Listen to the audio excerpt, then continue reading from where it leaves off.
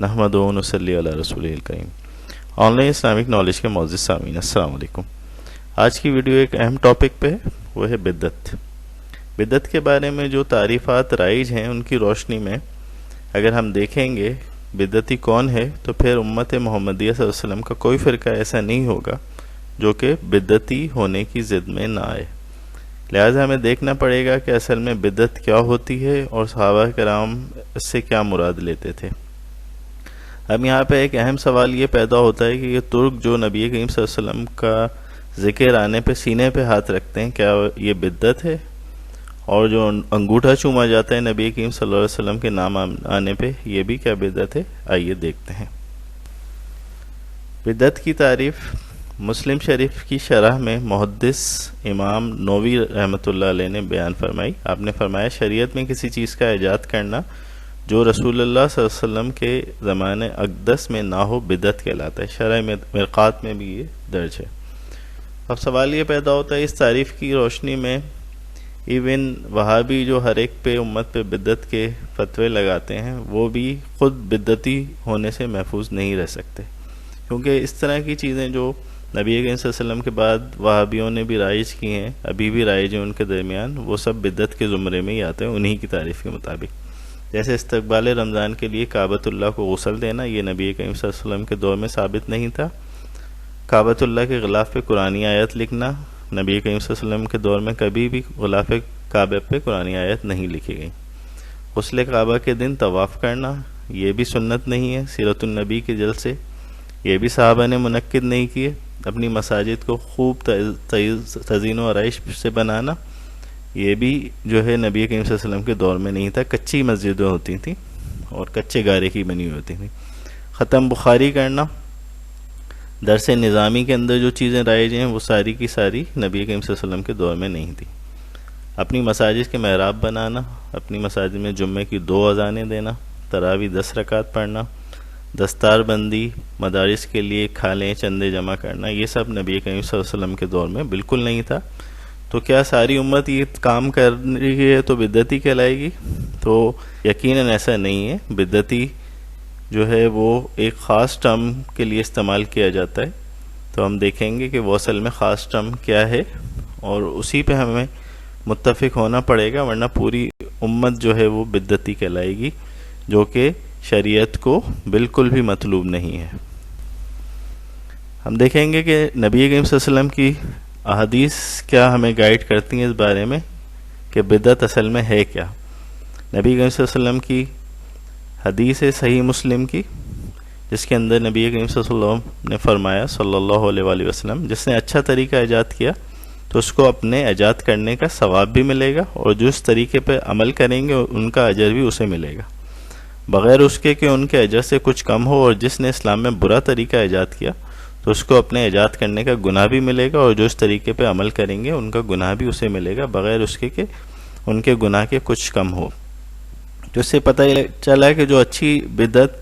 یعنی دین میں کوئی اچھی چیز نکالے گا، دین کے عین موافق ہو، دین کی عظمت کو بڑھاتی ہو، تو وہ اچھا کام کرنے کا اس کو ثواب بھی ملے گا، اور جو اس پہ عمل کریں گے ان سب کو اس کا ثواب ملے گا۔ اور جو بری بدعت نکالے گا اس کو تو گناہ ملے گا ہی، لیکن جو عمل کریں گے اس کا گناہ بھی اس سے کم نہیں ہوگا۔ حضرت عمر رضی اللہ تعالیٰ نے باجماعت تراویح کو رائج فرمایا اور فرمایا نعم البدعۃ ھذہ، یعنی یہ کتنی اچھی بدعت ہے۔ تو اس سے پتہ لگا کہ بدعت جو ہے وہ اچھی بھی ہوتی ہے، اور صحابہ کرام کا بھی اس پہ عقیدہ تھا، اسی لیے انہوں نے تراویح کی جماعت کو اچھی بدعت کہا۔ اسی طرح صحابہ کرام نے اور مختلف کام سر انجام دیے دین کی عظمت بڑھانے کے لیے اور دین کو تقویت دینے کے لیے، جس میں تدوین قرآن تھا، قرآن کو جمع کرنا تھا، جو حضرت ابوبکر صدیق رضی اللہ تعالیٰ عنہ انہوں نے جو ہے وہ تلقین فرمایا، اور حضرت عمر فاروق رضی اللہ تعالیٰ عنہ نے اس کو سیکنڈ کیا، اور بعد میں اجماع صحابہ کے ذریعے قرآن کو کتابی شکل میں ترتیب دیا گیا۔ نبی کریم صلی اللہ علیہ وسلم کے دور میں قرآن کتابی شکل میں موجود نہیں تھا۔ تو اچھی بدعات جو صحابہ کرام رضی اللہ تعالیٰ عنہ علیہم رضوان نے تلقین فرمائی، ہمیں بتائیں اپنی سیرت سے، تو اگر اچھی بدعت کی ہم تعریف کریں تو وہ اچھی بدعت وہ بدعت ہوتی ہے جو نیکی اور دین کی عظمت کا اظہار کرتی ہے. جیسے کہ حضرت عمر فاروق رضی اللہ تعالیٰ عنہ نے اذان میں الصلاۃ خیر من النوم کا اضافہ فرمایا. اس سے دین کو تقویت ملتی ہے، اسلام کو تقویت ملتی ہے، ایمان بڑھتا ہے. تو یہ تمام چیزیں جو نئی چیزیں اس طور پہ انٹروڈیوس کروائی جائیں، دین میں متعارف کرائی جائیں، جن سے دین کو تقویت حاصل ہو، اس کی عظمت کا اظہار ہو، وہ بدعت حسنہ یعنی اچھی بدعت ہوتی ہے. جیسے اذان میں صلاۃ خیر من النوم کا اضافہ حضرت عمر فاروق رضی اللہ تعالیٰ عنہ کے دور میں ہوا، جبکہ نبی کریم صلی اللہ علیہ وسلم کے دور میں اذان میں صلاۃ خیر من النوم کا اضافہ نہیں کیا جاتا تھا. حضرت ابو بکر صدیق رضی اللہ تعالیٰ عنہ نے، جیسے ہم نے پہلے بیان فرمایا، کہ قرآن کی تدوین اور جمع و تدوین فرمائی. بعد میں حضرت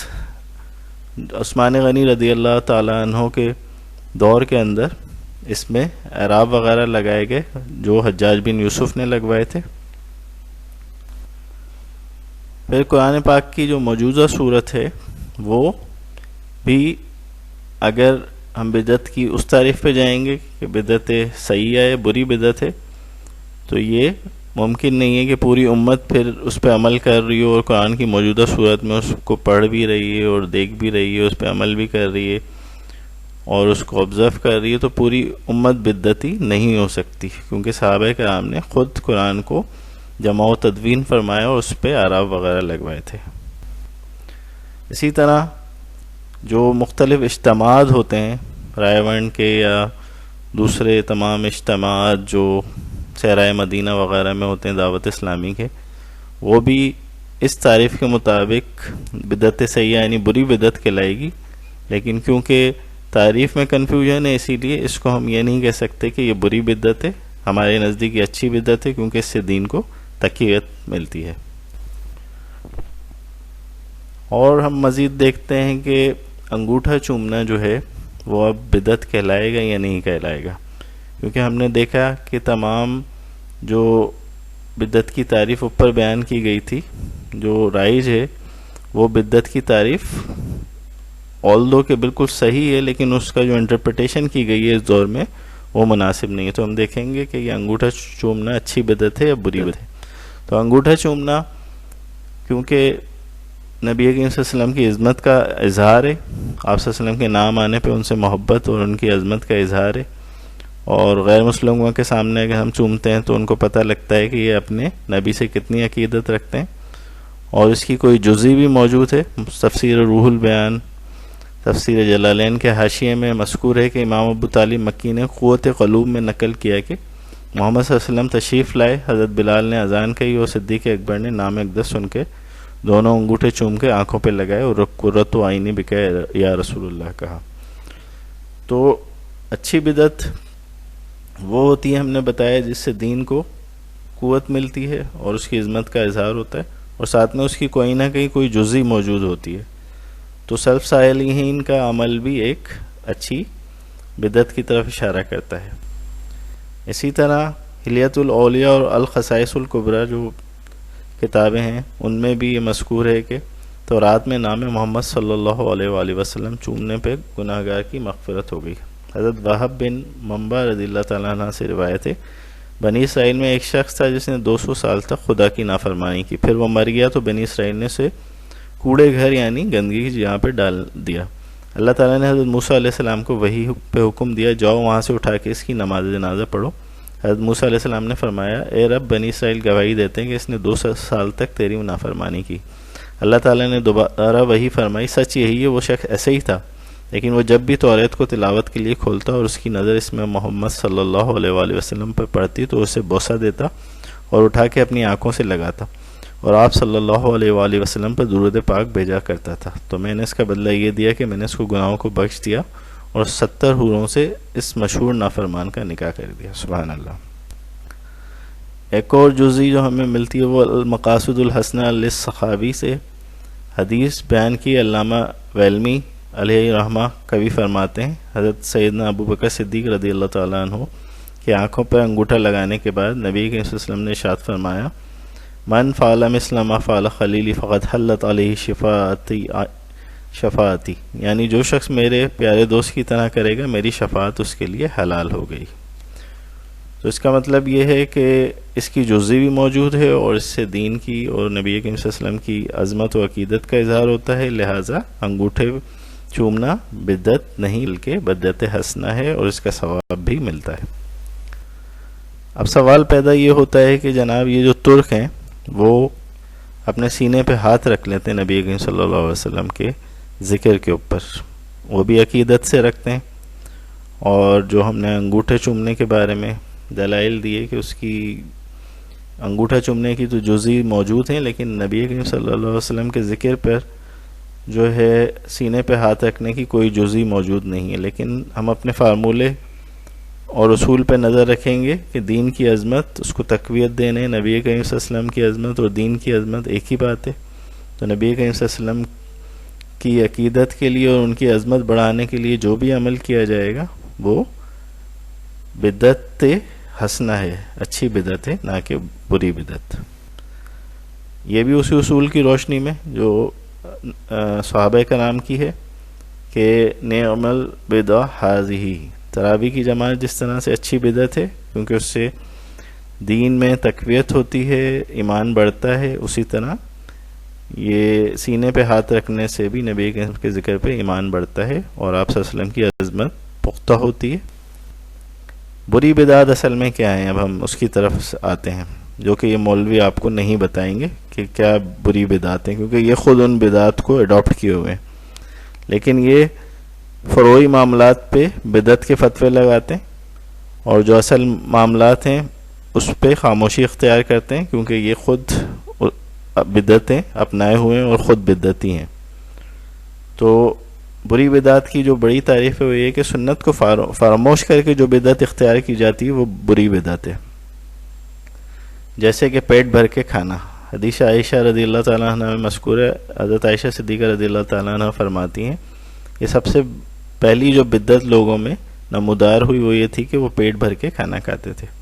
جبکہ نبی کریم صلی اللہ علیہ وآلہ وسلم کی سنت یہ ہے کہ پیٹ بھر کے کھانا نہ کھایا جائے اور اس میں جگہ چھوڑ دی جائے، اور سنت یہی ہے کہ نبی کریم صلی اللہ علیہ وسلم فاقے کیا کرتے تھے اور کھاتے بھی تھے تو کچھ حصہ پیٹ کا چھوڑ دیا کرتے تھے بھوک کے لیے اور پانی کے لیے۔ اسی طرح دوسری بدعت جو کہ موٹاپا ہے، اور وہ بھی پیٹ بھر کے کھانے کے نتیجے میں ہی ہوتا ہے یا بہت سی زیادہ اسراف کے ساتھ کھانے سے ہوتا ہے، اور حدیث میں بدترین لوگوں کی نشانی موٹاپا بیان فرمائی گئی ہے، تو موٹاپا بھی ایک بدعت ہے، بری بدعت ہے۔ اسی طرح عربوں کا امامے کی جگہ مخصوص رومال پہننا، سنت امامہ ہے لیکن عربوں نے اس کو ترک کر کے یہ اپنا ایک مخصوص رومال وہ پہنتے ہیں، تو یہ بری بدعت کہلائے گا۔ اسی طرح ماتم کرنا، کیونکہ ایک سنت یہ ہے کہ جی ماتم نہ کیا جائے اور اس سے منع فرمایا گیا ہے، ماتم سے سینہ پیٹنے سے، اوزاری کرنے سے بلند آواز میں منع فرمایا گیا ہے، اسی لیے ماتم کرنا بھی بری بدعت کہلائے گا کیونکہ یہ سنت کو ترک کر کے حاصل ہوا ہے۔ اسی طرح نبی کریم صلی اللہ علیہ وآلہ وسلم کے دور میں عورتیں گھروں سے باہر نوکری کے لیے نہیں نکلتی تھیں بشرط یہ کہ ان کا کوئی کمانے والا موجود نہ ہو، لیکن اس دور کی بری بدعت ایک یہ ہے کہ عورتیں بغیر مجبوری کے نوکری کے لیے نکل رہی ہیں اور اس کے نتیجے میں بہت سارے سماجی مسائل جن میں زناکاری کا فروغ شامل ہے بڑھ رہی ہیں۔ اسی طرح کو ایجوکیشن، نبی کریم صلی اللہ علیہ وآلہ وسلم کے دور میں کو ایجوکیشن جو تھا وہ بالکل ناپسندیدہ تھا، صحابہ کرام کے دور میں بھی بالکل جو ہے مرد و زن کا اختلاط کو معیوب سمجھا جاتا تھا، لیکن یہ بدعت آج کل بہت زیادہ عام ہو گئی ہے اور اس بدعت کو ہم بدعت سیئہ کہیں گے، یعنی بری بدعت کہیں گے۔